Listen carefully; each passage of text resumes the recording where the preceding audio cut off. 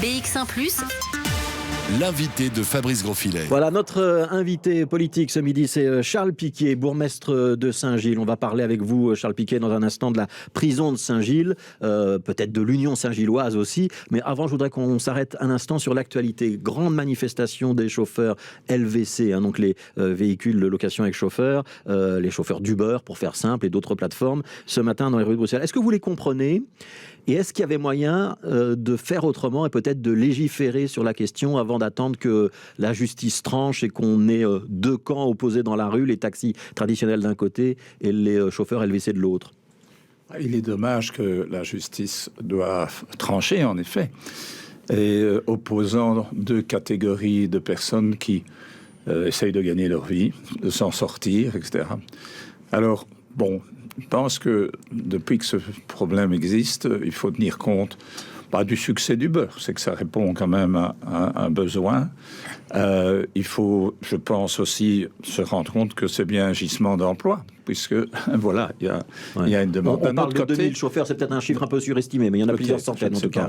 D'un autre côté, on peut comprendre les taxis, évidemment, parce que il faut à la fois exiger la même protection sociale pour tous ceux qui sont des transporteurs de personnes à Bruxelles, et en même temps, il faut tenir compte aussi de l'égalité devant les exigences qui sont imposées, dont vous savez que les taximens avaient souvent dit, oui, mais nous, on a des charges que les autres n'ont pas, etc. Mais donc maintenant, je crois que la solution doit venir d'une médiation et de la recherche, peut-être d'un nouveau modèle. Mais on attend un plan taxi, Charles Piquet. On l'attend, il était prévu, il était annoncé dans l'accord de gouvernement. On n'a toujours pas vu ce plan taxi. Est-ce qu'il peut sortir tout d'un coup du chapeau d'une réunion du gouvernement bruxellois? On sait que le gouvernement est réuni ce matin. Je ne sais pas si ça va sortir du chapeau du gouvernement ce matin, mais maintenant on est sous la pression d'une décision de justice et il est temps en effet d'avoir ce qu'on avait appelé le plan taxi, mais qui veille quand même à ce que je vous ai dit. Il y a plusieurs catégories de personnes. Il y a plusieurs problèmes. D'abord, les taximens, ils payent aussi une licence. Ils considèrent que payer cette licence, qu'ils payent parfois très cher, ça doit leur donner un certain nombre de droits prioritaires. Donc, dans la mouture précédente du plan de Rudy Vervoort, on sait que, par exemple, les bandes de bus ou les stations, un certain nombre de choses et le maraudage étaient réservés aux taxis traditionnels. Est-ce que c'est la bonne solution? Et est-ce que votre conviction à vous, c'est qu'il y a de la place pour les deux systèmes ou pas? Je pense que ça dépend évidemment d'une analyse objective des besoins. Ça, c'est un autre débat. Mais c'est vrai qu'il manque peut-être des données sur ce plan-là. Ça devrait faire partie de la recherche d'un plan global, savoir quel est le besoin. Certains ont parlé de numerus clausus à un moment donné.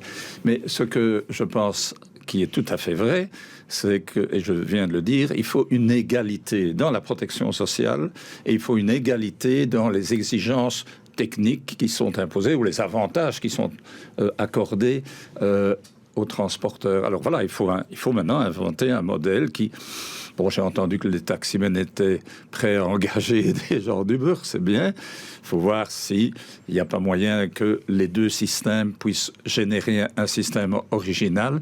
Je crois que maintenant, la décision de justice impose la recherche d'une solution. Alors, on va s'adresser au bourgmestre que vous êtes et on va parler de la prison de Saint-Gilles. Vous avez publié début de semaine un arrêté qui limite la population au sein de la prison. Ça veut dire qu'on ne peut plus convoyer de nouveaux prisonniers à Saint-Gilles. C'est pas la première fois, c'est peut-être pas la dernière.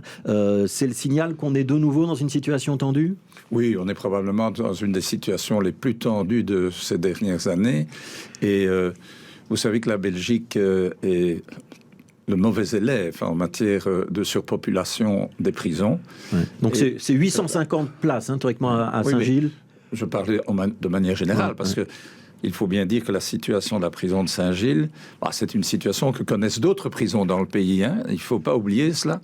Mais donc, on n'a quand même pas anticipé tous ces besoins suffisamment, alors que cela fait des années que ça existe. J'ai déjà pris aussi des mesures. Mon collègue de Forêt avait pris des mesures à un moment donné. Et donc, voilà, Alors maintenant, il y a une nouvelle prison qui va s'ouvrir. En construction à Arun, oui. Oui, d'accord. Mais bon, on n'est pas sûr du tout que cette capacité suffira de toute manière. Mais donc, aujourd'hui, on est dans des prisons comme Saint-Gilles face à quoi? On est face à un problème de recrutement parce que les conditions de travail sont mauvaises. On est face à une surpopulation. On est face à un problème qui est celui du remplacement des gardiens par une police qui est elle-même submergée par un tas de problèmes. Et vous ajoutez à tout ça l'angoisse et l'anxiété dues au Covid dans des endroits fermés comme les prisons. Donc, je comprends qu'à un moment donné, il faut tirer la sonnette d'alarme. Donc 900 détenus, pas le seul hein, à le faire. 900 détenus aujourd'hui, alors théoriquement c'est 850 le plafond. Oui. Votre arrêté est respecté, il n'y a plus de transfert depuis mardi? En tout cas, j'ai demandé ceci. Je n'ai pas demandé qu'on réduise tout de suite, mais qu'on n'augmente pas. Si bien que certains vases communicants se font, notamment entre Saint-Gilles et Forêt, où il y a quelques places. Mais c'est vrai que j'ai eu des contacts avec l'administration pénitentiaire qui n'en sort pas. Mais en tout cas, la situation de Saint-Gilles est un parfait exemple de quelque chose de plus global. Hein. Vous savez quoi? C'est en fait le déficit d'investissement en Belgique dans l'appareil régalien. C'est-à-dire, vous voyez les problèmes de police, vous voyez les problèmes de prison, vous voyez les retards en matière de justice. Et donc, voilà, tout ça révèle un manque d'anticipation pour ce qui concerne les besoins de toutes ces institutions. Votre arrêté, vous le lèverez quand on sera redescendu à 850 ou avant? Oui, mais moi je suis tout disposé à discuter. Mais pour le moment, je dois être franc avec vous, je n'entends pas beaucoup de solutions globales. Hein. Alors, on parle de prison. Il y a la prison de Arun qui est en construction, vous avez fait référence. Que va devenir le site de Saint-Gilles une fois qu'on aura eu cette prison de Arun, en imaginant qu'on transfère tous les détenus? Ça va prendre encore quelques années. Mais après, on fait quoi de Saint-Gilles? Il y a une pétition pour dire qu'à Forêt, on ferait bien un musée prison. Est-ce que ça vous semble une bonne idée? Oui, attendez, d'abord, moi je m'étonne qu'on n'ait pas de plan pour la réaffectation de ces bâtiments, ou, je dirais, peut-être la construction sur la prison. Voilà, je l'ai déjà dit, ça m'énerve assez bien. Deuxièmement, est-ce que le fédéral va vendre ces terrains? Oui, mais il faut quand même des normes urbanistiques qui soient imposées au niveau régional, comme on l'a fait dans des plans d'aménagement, etc. Et puis, en ce qui concerne alors votre question précise, qui est celle du musée. Oui. Il y a une pétition qui a été lancée ces jours-ci. Alors, ceux qui l'ont lancée ignorent peut-être que la commune de Saint-Gilles a demandé et obtenu le classement du bâtiment central, plus une aile qui d'ailleurs va vers Forêt, qui est une aile qui représente évidemment parfaitement le schéma pénitentiaire. Et ça pourrait être un musée? Alors, écoutez, on a aussi d'autres besoins que de faire des musées, parce que des logements, des crèches, des écoles. Vous ayez parlé justement de pouvoir transformer le site et de pouvoir avoir des équipements collectifs, type école, crèche. Ça reste votre idée? Ah oui, logement, équipements collectifs, surtout pas de bureaux. Et donc... c'est évident qu'il y a moyen de trouver une place pour quelque chose qui rappellerait ce qu'était la détention dans ces conditions-là.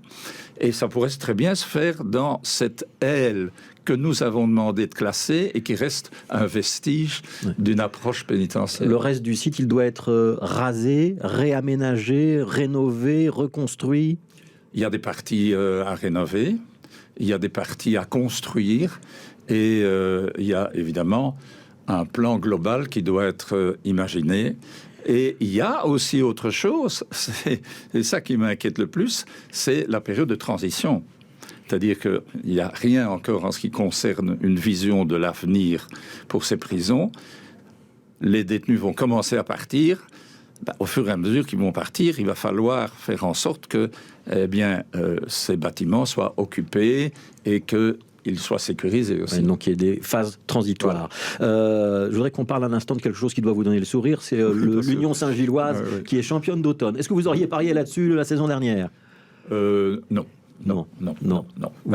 C'est bon, j'aurais jamais rêvé ça d'ailleurs, parce que vous savez, ça fait maintenant combien, 30 ans que je vais voir les matchs, que je pense avoir aidé quand même l'Union On a rénové le stade, avec d'ailleurs des subsides aussi, hein, mais on a rénové le stade, la commune a rénové le stade pour permettre justement à l'Union de pouvoir passer en division 1. Mais j'aurais jamais pensé que ce serait une telle fête. Ouais, donc ils sont pour l'instant leaders à la mi-saison. Il y a la question du stade quand même. Alors le stade de l'Union, il est sur Forêt, hein, donc c'est l'Union Saint-Gilloise, mais le parc du Den, c'est sur Forêt. Et le stade est à la commune de Saint-Gilles. Et la direction de l'Union, l'actuelle direction, a dit qu'elle cherchait un autre stade. Ouais. Est-ce qu'on a trouvé un endroit ou pas? Alors, il y a des projets, et alors beaucoup ont la nostalgie de ce stade-ci, évidemment, mais voilà, la capacité ne correspond pas aux ambitions des investisseurs. Et donc il faut déménager? Je pense que si on veut garder des investisseurs, il faudra déménager, et tout en conservant le stade actuel pour des activités annexes du club, pour la formation par exemple, pour des matchs amicaux. Donc on gardera le stade actuel. Où est-ce qu'on installera le stade de l'équipe première alors? Alors il y a un projet qui se trouve à la frontière de la région bruxelloise, un peu plus loin que les bâtiments de l'usine Audi. Il y a un projet là qui est en discussion, et donc voilà, il va falloir... C'est ce projet-là qui tient la corde? C'est celui qui est le mieux préparé, en tout cas, puisqu'il y a déjà eu quand même des plans, il y a des hypothèses d'investissement, il y a une promesse d'investissement des Anglais qui ont repris le club.